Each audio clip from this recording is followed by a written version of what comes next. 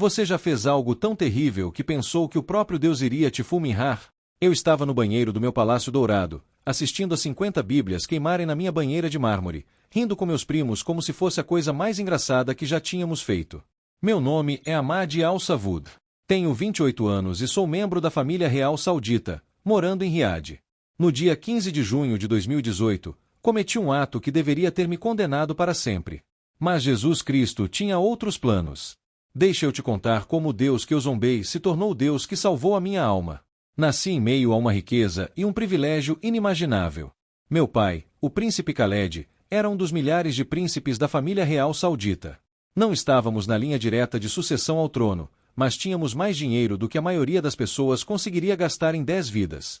O complexo da nossa família em Riad tinha 12 prédios, piscinas internas, um cinema privativo e uma equipe de mais de 200 pessoas. Desde as minhas memórias mais antigas, eu nunca ouvi a palavra não. Tudo o que eu queria aparecia em questão de horas. Carros esportivos, roupas de grife, joias, qualquer coisa. Aos 16 anos, eu tinha 7 veículos de luxo. Aos 20, já tinha visitado 40 países em jatos particulares. Meus amigos americanos costumavam brincar que eu vivia como um personagem de um filme sobre príncipes ricos do petróleo. Eles não estavam errados. Minha fé era tradicional, mas não particularmente profunda. Eu rezava 5 vezes por dia porque era o esperado dos membros da realeza. Jejuava durante o Ramadã porque toda a família fazia isso. Tinha memorizado partes do Alcorão em árabe quando criança, mas honestamente, não pensava muito em questões espirituais. A religião era uma identidade cultural, mais do que uma convicção pessoal. Faça a si mesmo esta pergunta: você já foi tão confortável que nunca questionou nada sobre a sua vida? Era exatamente assim que eu vivia há 28 anos. Aceitei o Islã porque nasci nele, não porque eu havia examinado ou escolhido deliberadamente. Em 2015, meu pai me enviou aos Estados Unidos para concluir meu mestrado na Harvard Business School. Ele queria que eu entendesse as práticas de negócios ocidentais e construísse relacionamentos com empresas americanas. Eu morava em um apartamento de luxo em Boston, dirigia um supercarro diferente a cada semana e fiquei conhecido no campus como o príncipe saudita que dava as festas mais extravagantes. Durante esses 2 anos na América, conheci pela primeira vez cristãos que realmente falavam sobre a sua fé. Meu colega de quarto, David, era do Texas e ia à igreja todo domingo. Ele me convidava para ir junto, mas eu sempre recusava. Eu achava que o cristianismo era uma religião fraca para pessoas fracas. Os muçulmanos eram fortes, disciplinados, poderosos. Os cristãos só falavam de amor e perdão. Como se isso significasse alguma coisa. David me deu uma Bíblia uma vez, pensando que eu poderia ter curiosidade sobre as crenças dele. Agradeci educadamente, mas nunca a abri. O livro ficou na minha prateleira acumulando poeira enquanto eu me concentrava em festas, aulas e em aproveitar a liberdade americana longe das expectativas da família. Depois de me formar em 2017, voltei a Riad e assumi um cargo em uma das empresas de investimento da família. O trabalho era fácil e em grande parte simbólico. Meu verdadeiro papel era ser príncipe, participar de eventos, representar a família e viver o estilo de vida esperado da realeza saudita. Eu tinha um grupo de primos e amigos, outros jovens príncipes que também tinham estudado no exterior e voltado para vidas de luxo e tédio. Passávamos o tempo correndo de carro no deserto, fazendo viagens a Dubai e Mônaco, e procurando formas de nos entreter apesar de vivermos em um país com regras sociais e religiosas rígidas. No início de 2018, um dos meus primos, Faisal, iniciou o que chamávamos de o jogo da coleção. A ideia era simples, mas cruel. Sempre que viajávamos para fora da Arábia Saudita, coletávamos itens religiosos de outras fés e os trazíamos de volta como troféus. Estátuas budistas da Tailândia, figuras hindus da Índia, chales de oração judaicos de Nova York. Nós os exibíamos em uma sala privada no Palácio de Faisal como troféus de caça. Olhando para trás agora, estou horrorizado com a nossa arrogância e o desrespeito que demonstrávamos. Mas na época, parecia uma brincadeira inofensiva. Não estávamos machucando ninguém. Éramos apenas jovens privilegiados com muito dinheiro e pouco propósito, nos divertindo ao zombar de crenças que não entendíamos nem respeitávamos. A queima das Bíblias aconteceu no dia 15 de junho de 2018. Faisal havia acabado de voltar de uma viagem de 1 mês aos Estados Unidos, onde tinha coletado o que chamou de troféu máximo, 50 Bíblias novas compradas em uma livraria cristã em Atlanta, na Geórgia. Ele convidou 6 de nós, príncipes, para o seu palácio, prometendo que seria a adição mais épica à coleção. Quando cheguei ao complexo de Faisal naquela noite, os outros primos já estavam lá. Mansour, Abdullah, Nazer, Tariq e Walid. Todos nós tínhamos entre 25 e 30 anos. Todos incrivelmente ricos. Todos completamente convictos da nossa própria importância e superioridade. Faisal trouxe a caixa de Bíblias com um sorriso enorme no rosto. Comprei essas na maior livraria cristã de Atlanta, ele anunciou com orgulho. 50 cópias do livro sagrado deles. A vendedora me perguntou se eu estava fundando uma igreja. Eu disse que sim. Todos rimos da mentira. A ideia de qualquer um de nós fundar uma igreja cristã era absurda. Éramos muçulmanos, ou pelo menos nos identificávamos como muçulmanos culturalmente, mesmo que nossa prática religiosa real fosse mínima, limitada a demonstrações públicas. E o que vamos fazer com elas? Abdullah perguntou. Colocar na sala dos troféus.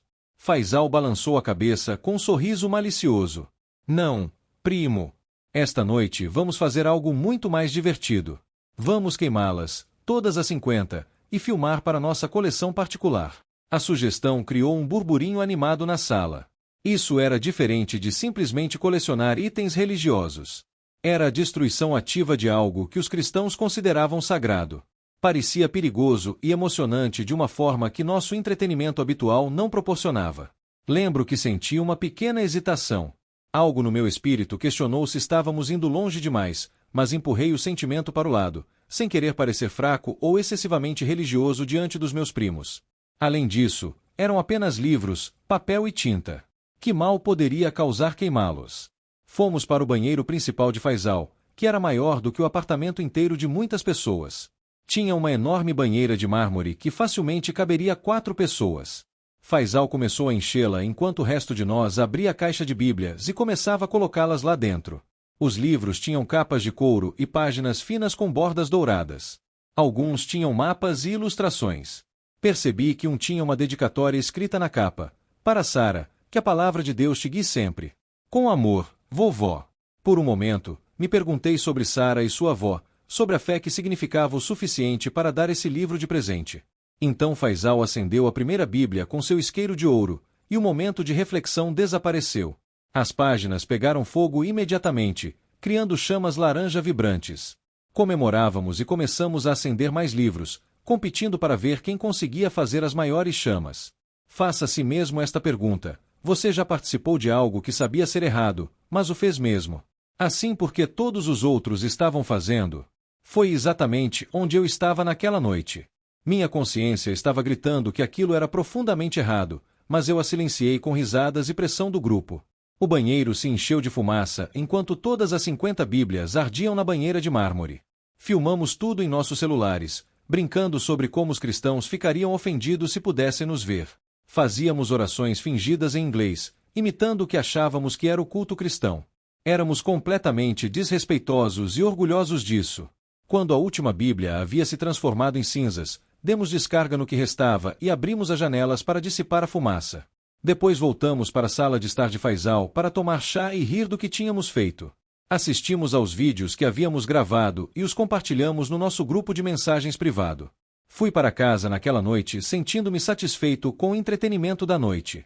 Fiz minha oração noturna por hábito, sem pensar uma única vez na contradição entre queimar o livro sagrado de outra pessoa e afirmar que honrava o meu.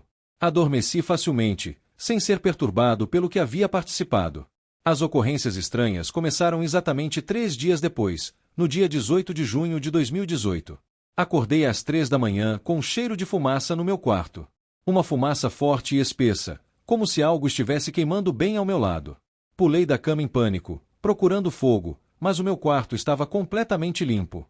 Nenhuma fumaça, nenhuma chama, nada queimando. Verificei cada cômodo da minha ala privada no palácio da família. Nada. Mas o cheiro de fumaça me seguia por onde quer que eu fosse. Tão forte que fazia meus olhos lacrimejarem. Liguei para a segurança do palácio, pensando que talvez houvesse um incêndio em algum lugar do complexo. Eles vasculharam tudo por 2 horas e não encontraram nada em comum. O cheiro de fumaça ficou comigo o dia todo inteiro. Mesmo quando saía para o ar fresco do deserto, eu sentia cheiro de papel queimando. Quando almoçava, tudo tinha gosto de fumaça. Quando tomava banho, a água parecia carregar o odor. Estava me deixando louco. Naquela noite, tive o primeiro pesadelo. Sonhei que estava preso em um prédio em chamas feito inteiramente de livros. As paredes eram estantes. O chão estava coberto de livros abertos. O teto era construído de volumes encadernados e tudo estava em chamas. Eu podia sentir o calor, cheirar o papel queimando, ouvir o crepitar das chamas consumindo as páginas. Tentei escapar, mas em cada direção que me virava havia mais fogo. Acordei gritando, coberto de suor. Meu coração batia como se eu tivesse realmente fugido de chamas reais. Eram 3 da manhã de novo, e o cheiro de fumaça tinha voltado mais forte do que nunca. Durante a semana seguinte, o mesmo padrão se repetiu todas as noites. Eu acordava exatamente às 3 da manhã sentindo o cheiro de fumaça. Tinha pesadelos com livros em chamas. Passava meus dias exausto e tenso, incapaz de me livrar da sensação de que algo estava terrivelmente errado. Visitei o médico da família real pensando que talvez eu tivesse desenvolvido algum tipo de condição médica que afetava meu olfato. Ele realizou todos os exames imagináveis, exames de sangue, tomografias, exames dos seios paranasais, tudo. De acordo com a ciência médica, eu estava perfeitamente saudável. Não havia explicação física para o que eu estava vivenciando. Meus primos perceberam a mudança no meu comportamento. Eu me tornei retraído e ansioso, constantemente farejando o ar e perguntando se alguém mais sentia o cheiro de fumaça. Eles acharam que eu estava desenvolvendo algum tipo de problema psicológico e sugeriram que eu fosse a um psiquiatra.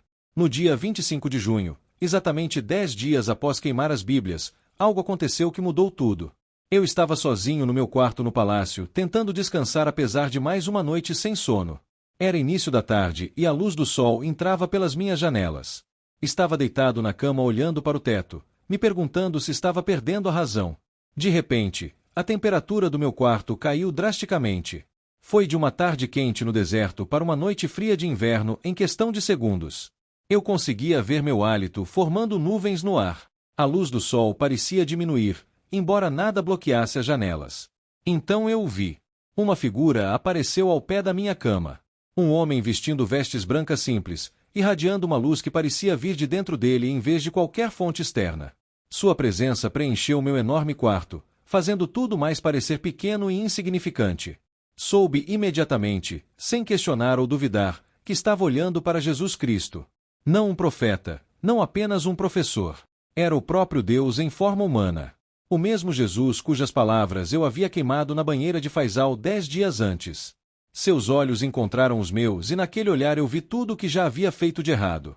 Cada ato egoísta, cada momento de arrogância, cada vez que machuquei alguém ou demonstrei desrespeito. Vi toda a minha vida a partir da perspectiva dele. E fiquei completamente envergonhado. Mas eis o que me partiu, junto com a visão de todas as minhas falhas, também senti seu amor. Um amor avassalador e incondicional que não fazia sentido diante do que eu havia feito. Ele deveria estar com raiva. Deveria me condenar. Em vez disso, ele me olhou com compaixão e tristeza. Como um pai que chora por um filho perdido. Jesus não falou em voz alta, mas ouvi a sua voz claramente na minha mente. Amade, por que você queima minhas palavras? Por que zomba do meu amor? Eu morri por você. Eu sabia que você faria isso e ainda assim morri por você. Caí da cama de joelhos, chorando como nunca havia chorado na vida. Toda a minha riqueza, todo o meu privilégio, todo o meu orgulho não significavam nada na presença deste Deus Santo. Estava completamente destroçado. Sinto muito, soluçava eu. Sinto muito. Eu não sabia. Eu não entendia. A visão durou apenas alguns minutos, mas me transformou para sempre. Quando a figura desapareceu e o quarto voltou à temperatura normal, permaneci de joelhos por mais de 1 hora. Incapaz de me mover ou falar, eu tinha acabado de me deparar com o Deus vivo e nada da minha vida poderia permanecer igual. Olhe para dentro do seu próprio coração agora. Você já experimentou algo tão profundo que destruiu completamente a sua visão de mundo? Foi o que aconteceu comigo naquela tarde no meu quarto no palácio. Tudo o que eu pensava saber sobre Deus, sobre religião, sobre a verdade foi completamente transformado naqueles poucos minutos. Não contei a ninguém sobre a visão. Como eu poderia explicar à minha família muçulmana que Jesus Cristo havia aparecido para mim? Eles pensariam que eu havia perdido a razão ou sido corrompido pelo meu tempo na América. Mas não podia ignorar o que havia acontecido. Precisava entender quem era Jesus de verdade. Lembrei da Bíblia que David havia me dado anos antes em Boston. Eu a tinha trazido de volta para a Arábia Saudita, mas nunca a abri. Naquela noite, Puxei-a do fundo do meu armário onde estava escondida e comecei a ler. Comecei pelo Evangelho de Mateus e não consegui parar. Li durante a noite e até a manhã seguinte, completamente absorto na história de Jesus. Seus ensinamentos sobre amor, perdão e sacrifício eram completamente diferentes do que eu havia assumido que o cristianismo ensinava. Isso não era uma religião de fraqueza. Era a mensagem mais radical e poderosa que eu já havia encontrado. O versículo que mais me atingiu foi Mateus 5:44. Amais os vossos inimigos e orai pelos que vos perseguem.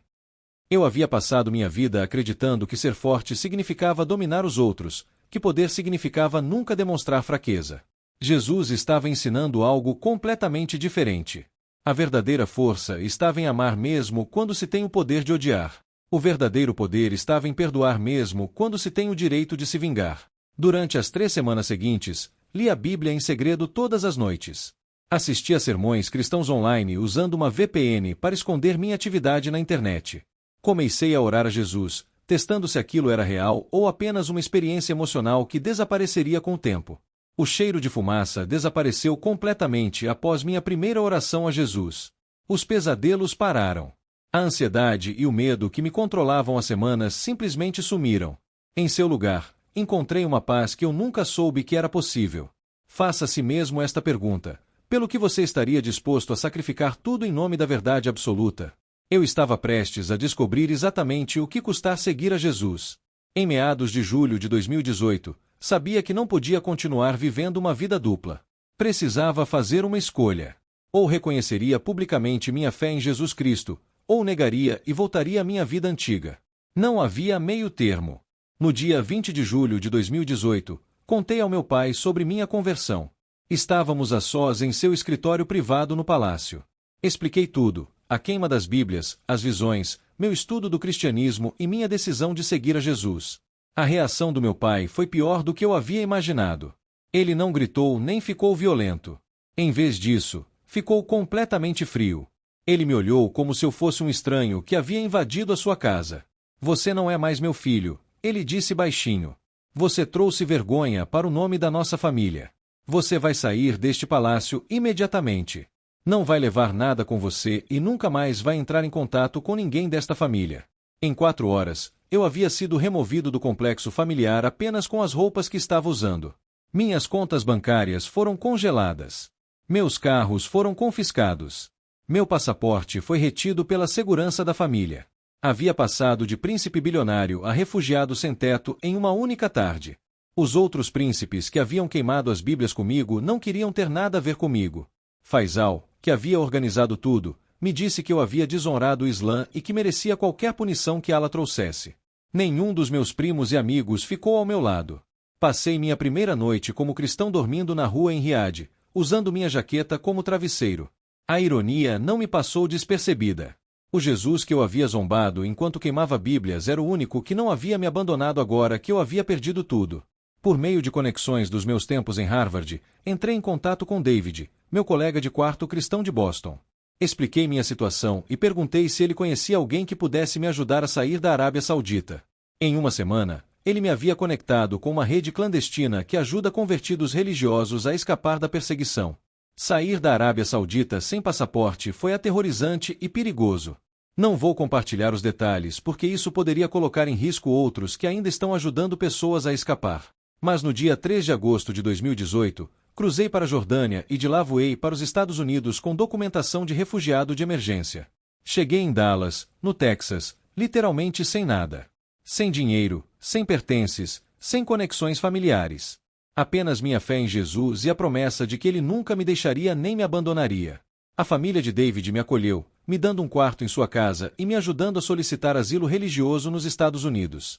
O contraste entre minha vida antiga e minha vida nova era avassalador. Havia passado de um palácio com 200 empregados para uma modesta casa suburbana, onde eu dividia as tarefas de limpeza do banheiro. Havia passado de dirigir supercarros milionários para andar de ônibus. Havia passado de riqueza ilimitada para trabalhar em empregos de salário mínimo para pagar necessidades básicas. Mas eis o que descobri: eu era mais feliz como cristão pobre em Dallas do que jamais havia sido como príncipe rico em Riad. A paz que Jesus me deu valia mais do que todo o dinheiro que minha família tinha. O propósito que encontrei em segui-lo era mais satisfatório do que todo o entretenimento vazio que havia perseguido por anos. Em setembro de 2018, fui batizado na igreja de David, no Texas. Mais de 300 pessoas compareceram à cerimônia celebrando minha nova vida em Cristo. Quando saí da água, pensei nas Bíblias ardendo na banheira de Faisal apenas 3 meses antes. Como a mesma pessoa que havia feito algo tão terrível poderia agora ser recebida na família de Deus com tanto júbilo? Esse é o poder da graça. Esse é o milagre de Jesus Cristo. Ele pega pessoas que o odeiam e as transforma em pessoas que o amam. Ele pega os piores pecadores e os faz seus filhos amados. Comecei a compartilhar meu testemunho em igrejas por todo o Texas. Minha história ressoou nas pessoas porque demonstrava que ninguém está além do alcance de Deus. Se Jesus pôde salvar um príncipe saudita que queimava Bíblias como entretenimento, então ele pode salvar qualquer um. Em 2019, iniciei um ministério focado especificamente em alcançar muçulmanos com o Evangelho. Eu conhecia as objeções, as barreiras culturais, os argumentos teológicos, porque os havia vivido. Podia falar com os muçulmanos com compreensão e compaixão porque havia trilhado o mesmo caminho que eles estavam trilhando. Nos últimos 6 anos, testemunhei pessoalmente mais de 150 muçulmanos aceitarem Jesus Cristo como seu Senhor e Salvador. Alguns eram da Arábia Saudita, fugindo da perseguição assim como eu havia feito. Outros eram do Irã, Paquistão, Egito e outros países de maioria muçulmana. Cada conversão me lembra que Deus ainda está no negócio de transformar corações e vidas. Em 2020, conheci Jennifer em uma conferência cristã em Houston. Ela era uma missionária que havia passado anos trabalhando no Oriente Médio. Diferente do casamento arranjado que eu teria tido na Arábia Saudita, nosso relacionamento se desenvolveu por meio de fé compartilhada e respeito mútuo. Nos apaixonamos enquanto servíamos a Jesus juntos. Jennifer e eu nos casamos em 2021 na mesma igreja de Dallas onde fui batizado 3 anos antes. David foi meu padrinho. Mais de 500 pessoas compareceram ao nosso casamento, celebrando não apenas a nossa união, mas também a jornada incrível que nos havia unido. Hoje temos 2 filhos maravilhosos, Elijah e Grace. Eles estão sendo criados no conhecimento de que Jesus os ama incondicionalmente. Não com base no desempenho deles ou no nome da família, mas por causa do que ele realizou na cruz. Ver seus filhos orarem com fé simples e infantil me traz lágrimas aos olhos porque sei o quanto a experiência deles é diferente da minha infância de dever religioso sem relacionamento. O momento mais incrível de desfecho completo veio em 2022. Fui convidado a falar em uma conferência cristã em Atlanta, na Geórgia, a mesma cidade onde Faisal havia comprado as 50 Bíblias que queimamos. Durante meu tempo livre, visitei a livraria cristã onde aquelas Bíblias haviam sido compradas 4 anos antes. Entrei e comprei 50 Bíblias, a mesma tradução, o mesmo estilo. Mas desta vez, em vez de queimá-las, as doei a um ministério que distribui Bíblias a refugiados muçulmanos. De queimador de Bíblias a distribuidor de Bíblias. Somente Jesus poderia orquestrar uma transformação tão completa. Tentei contatar minha família várias vezes ao longo dos anos, esperando uma reconciliação. Cada tentativa foi rejeitada. Meu pai se recusa a reconhecer que eu existo. Minha mãe não aceita minhas ligações. Meus irmãos foram proibidos de ter qualquer contato comigo. Aos olhos da minha família biológica, estou morto. Mas ganhei uma nova família que conta com milhões de pessoas. Irmãos e irmãs em Cristo de toda nação, tribo e língua. Pessoas que me amam não por causa da minha riqueza ou título, mas porque compartilhamos o mesmo Salvador. Essa família vai durar pela eternidade. Muito depois de os reinos terrenos e as dinastias reais terem ruído em pó. Faça a si mesmo esta pergunta uma última vez: qual é o verdadeiro valor da sua vida? Eu pensava que meu valor vinha de ser um príncipe saudita, de ter dinheiro ilimitado e status social. Mas descobri que meu verdadeiro valor vem de ser filho de Deus, comprado pelo sangue de Jesus Cristo. Perdi um reino na terra, mas ganhei um reino no céu. Perdi riquezas temporárias, mas ganhei riquezas eternas. Perdi uma família que me amava condicionalmente, mas ganhei um pai que me ama incondicionalmente. E tomaria a mesma decisão novamente sem hesitar. O príncipe saudita que queimou 50 Bíblias como entretenimento não existe mais. Em seu lugar está um homem que distribui essas mesmas Bíblias com humilde gratidão, compartilhando o amor de Jesus Cristo com qualquer um que queira ouvir. Se Deus pode transformar alguém como eu, alguém que literalmente colocou fogo na sua palavra santa e riu disso, então ele pode absolutamente te transformar, independentemente do seu passado ou dos seus erros. Jesus está te chamando agora. assim como me chamou naquele quarto do palácio há 6 anos. Não espere por uma visão sobrenatural ou um sinal miraculoso. Ele está batendo na porta do seu coração por meio deste próprio testemunho. Você vai abrir para ele e descobrir o amor que muda tudo. O mesmo Jesus que apareceu a um príncipe saudita que queimava Bíblias está pronto para aparecer na sua vida hoje. Tudo o que você precisa fazer é pedir. A sua graça é suficiente. O seu amor é incondicional e o seu perdão não conhece limites. Não importa o que você fez, onde esteve ou quanto fugiu de Deus, Jesus ainda está te chamando para casa.